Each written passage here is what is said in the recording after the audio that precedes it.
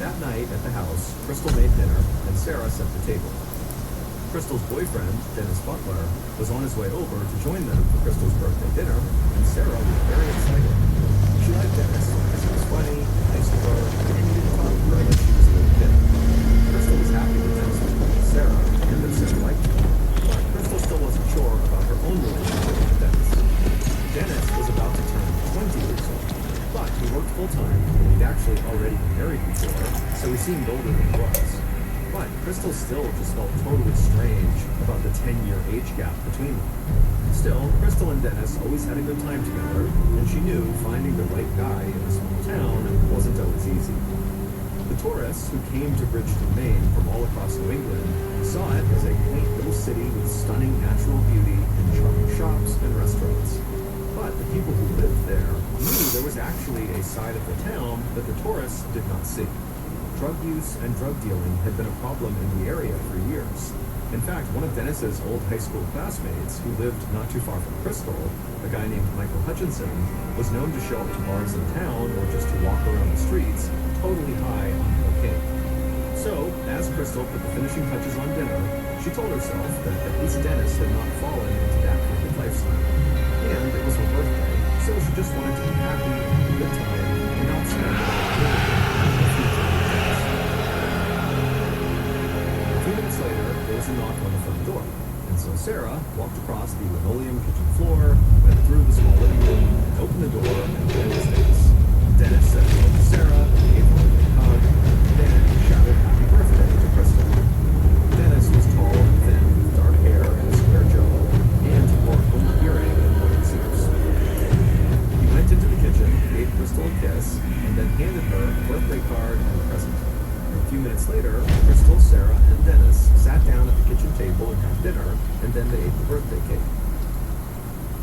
After dinner and cake, Sarah helped her mom clear the dishes and put them in the sink. Then she handed her mom a small box with a bow on it. Crystal opened the present, and right away she got choked. Sarah had gotten her this little pewter figurine of a warrior woman holding a sword, the perfect symbol of a single mother who fought as hard as she could to take care of her daughter. The three of them went into the living room and talked for a while. Then at some point, Sarah felt tired, so she got up, said goodnight to her mom and Dennis, and headed up to her bedroom. Crystal didn't tuck Sarah in that night because she stayed on the couch talking to Dennis. So Sarah went to bed.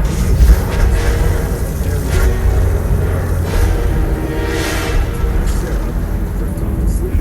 She began hearing yelling from the living room. And not long after that, Sarah heard the front door slam shut. Then she heard Dennis's car screeching in the driveway.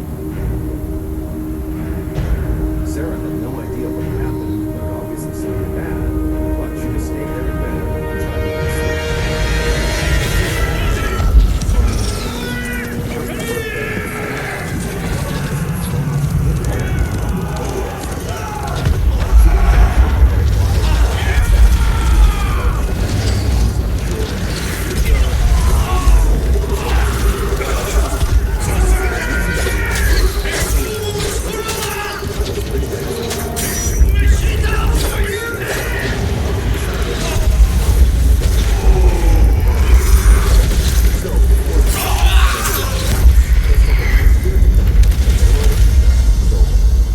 Crystal wiped the tears from her eyes, went to her room, and got ready for bed.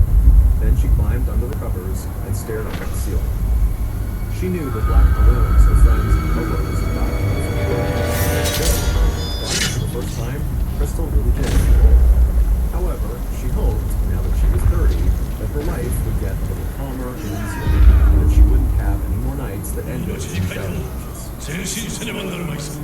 But not long after Crystal's 30th birthday, for reasons even Crystal couldn't totally figure out, Crystal let Dennis right back into her life. Dennis spent the next several months trying to convince Crystal to put their past arguments behind them. He worked hard to prove that she could trust him, and she did everything he could.